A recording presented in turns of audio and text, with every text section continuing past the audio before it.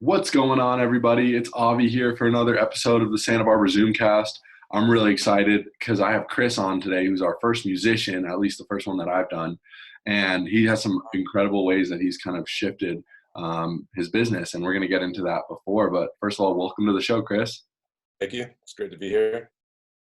For sure. So tell us a little bit about your background. How long have you been playing music? You play guitar, you said, and how long have you Yeah, been in Santa Barbara as well? yeah. I'll give you a quick background. I was Yeah. born and raised here in Santa Barbara, and I grew up playing mostly piano music Hmm. and studying classical music and piano music. Then went to and did there, and they have a great program. Um, and then went to UCSB as well and did a broad program through UCSB in Italy and studied music in Italy there.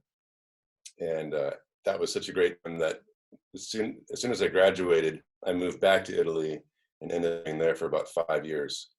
And during that time, while there, a friend of mine was living in Spain and had a room for rent. And he asked me, he's like, "Hey, if you want to live in Spain, I've got a room." And I said, "Well, how much is the rent?" And he said, "It's $100 a month." So I was like, "I'm there." So I moved to Spain to just take a break from doing even musically, but ended up getting really into playing flamenco style guitar music in Spain. And at first it was just for fun because it was a break, but it's part of flamenco music to write your own compositions within the forms of the music, kind of like blues, the same way like blues is a form, but you write your own, each guitarist will play their own style of music. And I really like that because I always composing. That's something I didn't really get from the classical music playing uh, piano. So I kind of started to blend what I had learned growing up, studying classical music and musician with the styles of flamenco from Spain. And then when I finally moved back here to Santa Barbara, I decided to do my master's degree in guitar. And I went to a great school called Cal Arts, which is in Valencia near Los Angeles, and studied with an amazing guitar player there named Miroslav Tadic. Was one of my favorite guitar players, and really like to study with him. And he focuses blending all kinds of styles. Originally from the former Yugoslavia, it's really interesting folk music there, and so I got into that as well. And basically, what I play now, the style of music I play, a blend of all these places that I've been and the people that I've studied, and just making it work together in a way that I find useful and challenging and fun. That's awesome. Super unique. Yeah. And I play a little guitar and I know how hard like flamenco style is. And that's, you really immerse yourself to probably master Yeah, it and you kept going, it takes right? a lot of, but it's fun. It really a lot about how you learn and how you get past to the next level of things. So So it's good cool. to have that challenge. That's awesome, man. And so tell me, before coronavirus, were you, doing traveling to do a lot of shows, or where were you kind of playing, and what was the music scene like then for you? It's 100% what I do is for a living is playing music, and it's Yeah. mostly here in the Santa Barbara area, Southern California. A good chunk of it is playing private events and things like private parties, corporate events, a lot of weddings as well, playing for ceremonies and cocktail hours, that kind of thing. And then I always like to do concerts each year. And so here in, I did a concert at the New Vic Theater, which they recently redid as a theater, really fun to play at. And I've played at the Libero and the Granada as well. And my wife dances with State Street Ballet, and they're a great dance company. And I've club with them at the theater.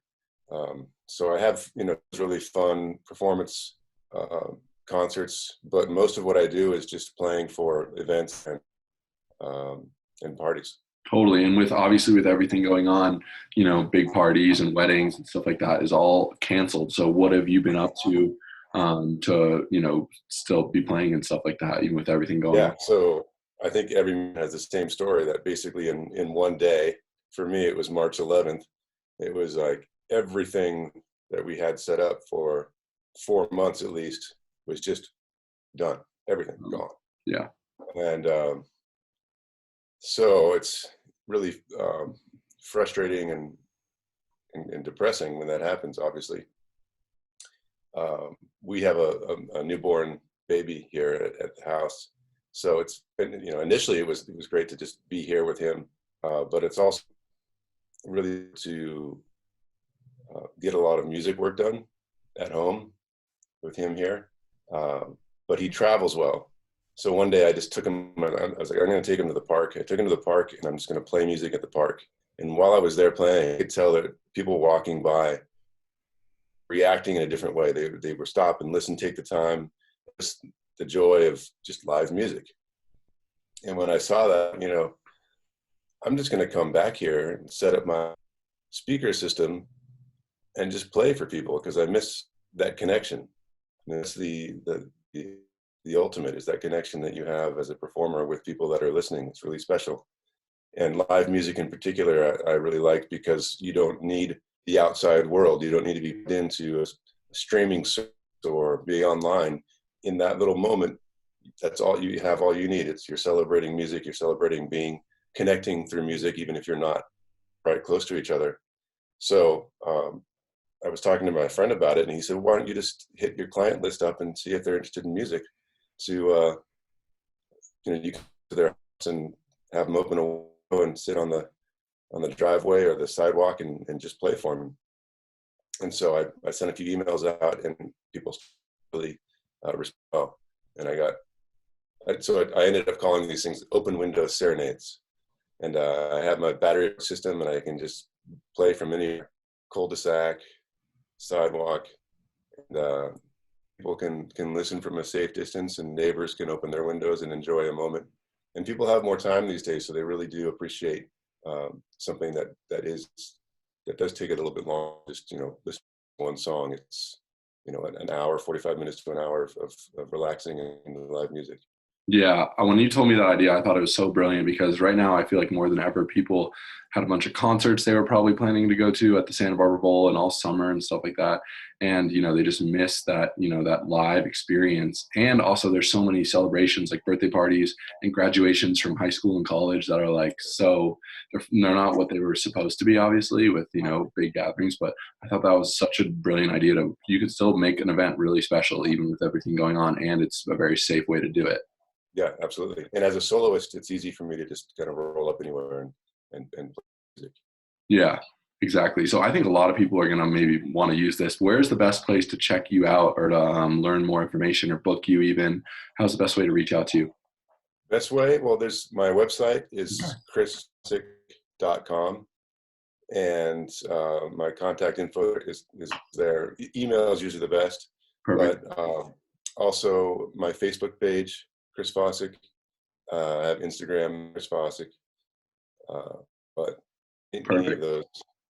I'm going to include those all on the post below, so people can just click right to those. Okay. Yeah. And you have my phone number too, so that also is fine.